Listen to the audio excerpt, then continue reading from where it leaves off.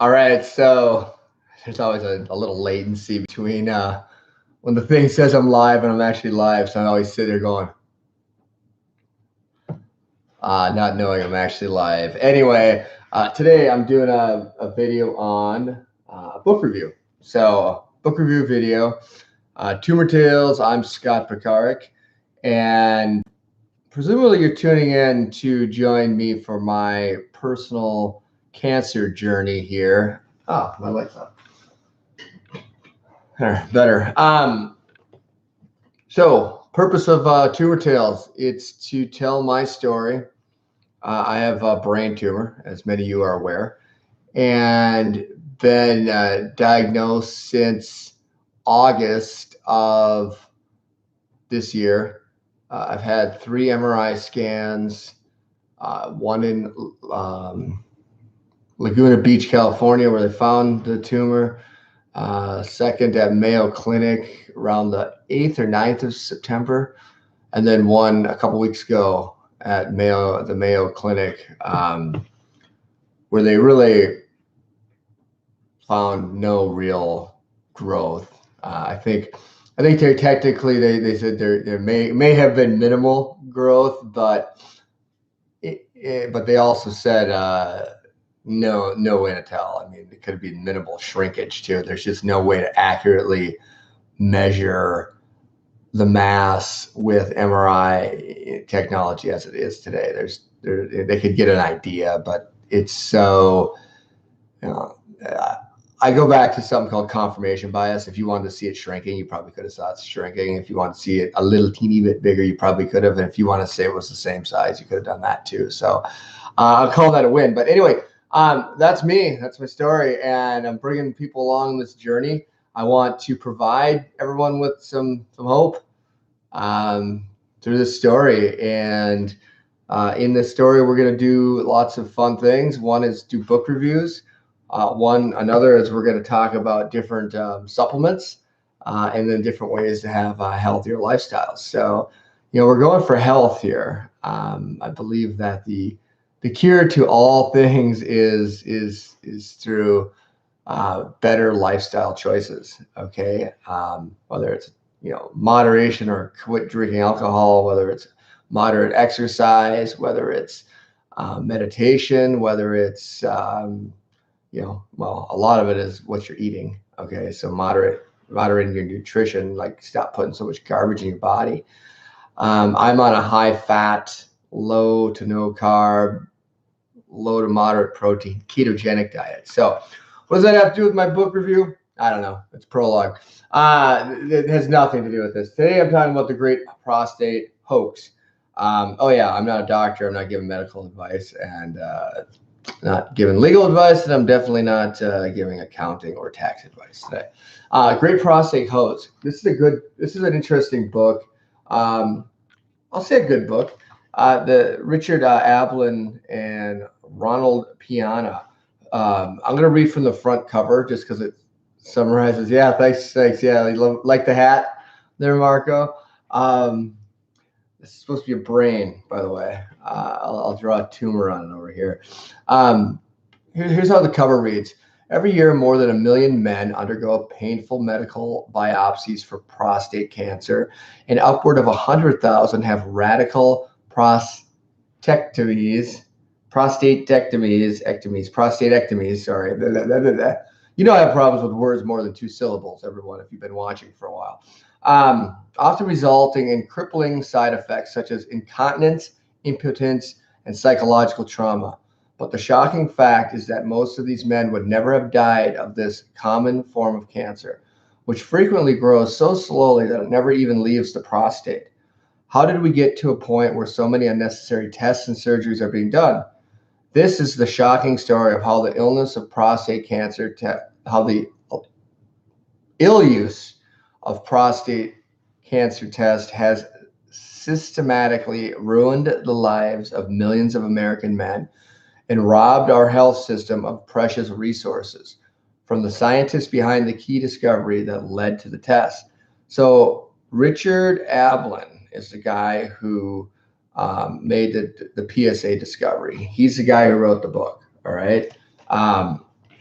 it's interesting because, with prostate, I don't want to get into the weeds too much on how the test works, but when they do, I had a scare with this summer. Okay, so this is funny, not funny, haha. But I did have a scare with PSA. It's called a PSA test, prostate specific antigen. Basically, it's blood test, and if they find that your PSA is over 4.0, it's considered in the gray range, and that could be it could potentially be a indication that you have prostate cancer. So I went into a clinic. I'll say what it was called, Lifetime Preventive Care Clinic, and I asked for a sports physical or a full blood panel done.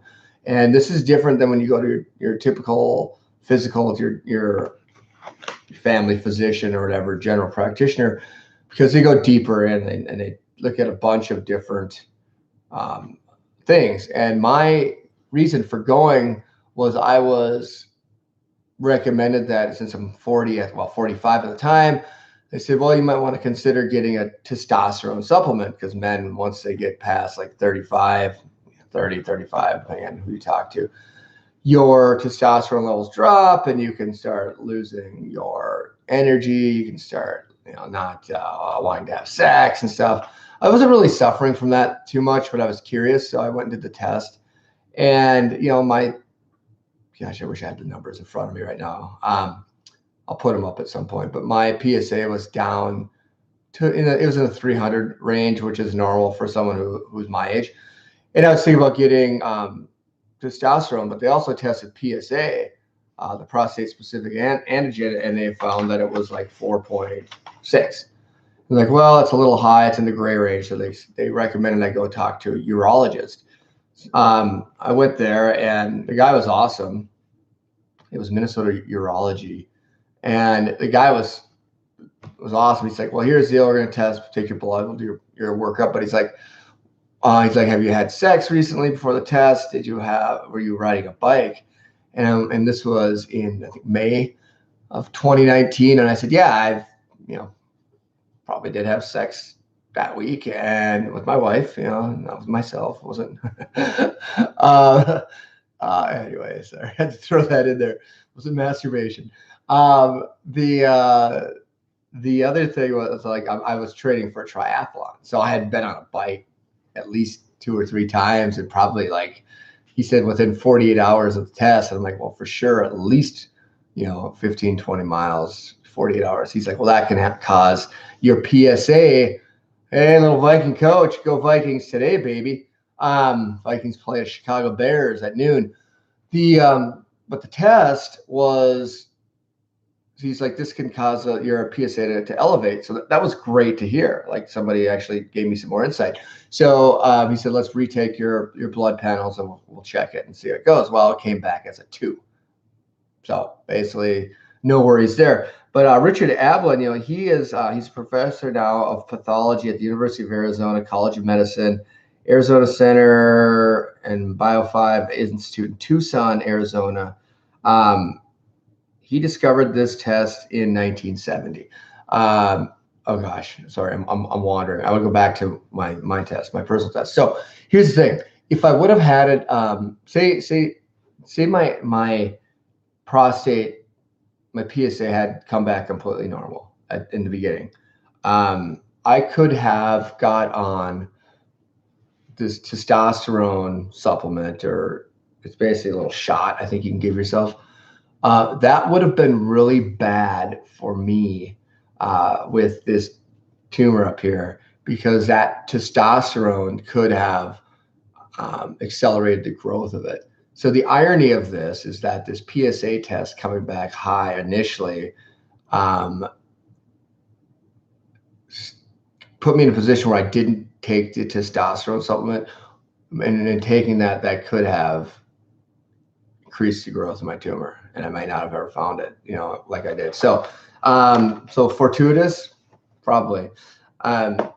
Ablin here, though, back to the book, his assertion is that the test itself isn't, he doesn't believe it's the best way to determine whether or not somebody has, thank you, Marco. Yeah, Ornish, he shows that plant-based diet. Dr. Dean Ornish, I'll read the comment, and plant-based diet and lifestyle program could apparently reverse the progression of prostate cancer. Yeah, there is some evidence of that from Ornish. I agree. I've read the book and definitely agree with that. Ablin's point here is that a lot of unnecessary biopsies are being done because of the prostate, the PSA test, and he doesn't believe that necessarily that all these tests are necessary, or these biopsies are necessary, because the prostate test itself isn't necessarily that accurate. It's his assertion, and he goes on to further say in the book that many of the surgeries that are being done are unnecessary, and men are being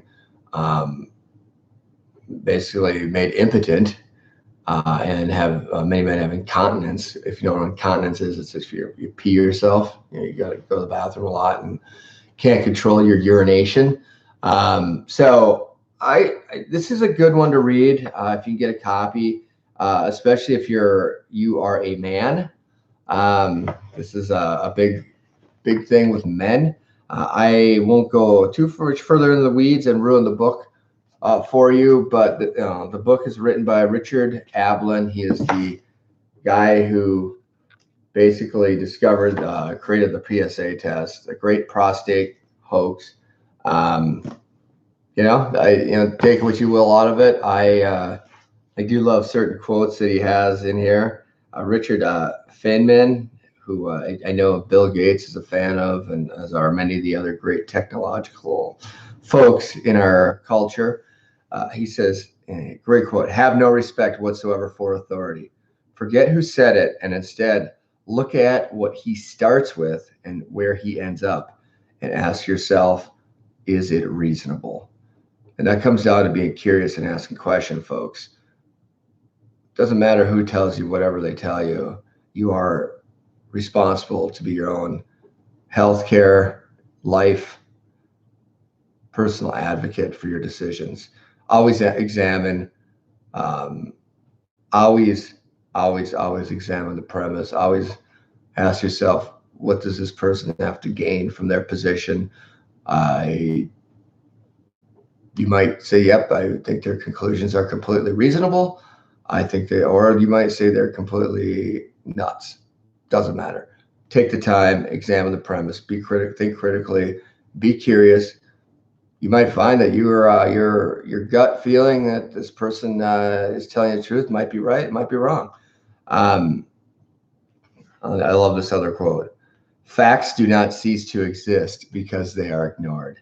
And then finally, that which can be asserted without evidence can also be dismissed without evidence. Perhaps you notice how the denial is so often the preface to the justification. I'll say that again.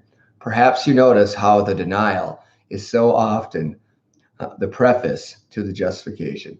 And, we got to make sure we ask ourselves when we're doing that in our lives too. So anyway, I went long again. Boom. I'm Scot Pekarek, Tumor Tales. Remember, make every second count. You don't know how many you have left. Let's roll. Boom. Sorry, Little Viking Coach. Yes, I did watch some of those videos. I'll talk more about that on another video. All right, I'm gonna roll. Thank you all. Bye-bye.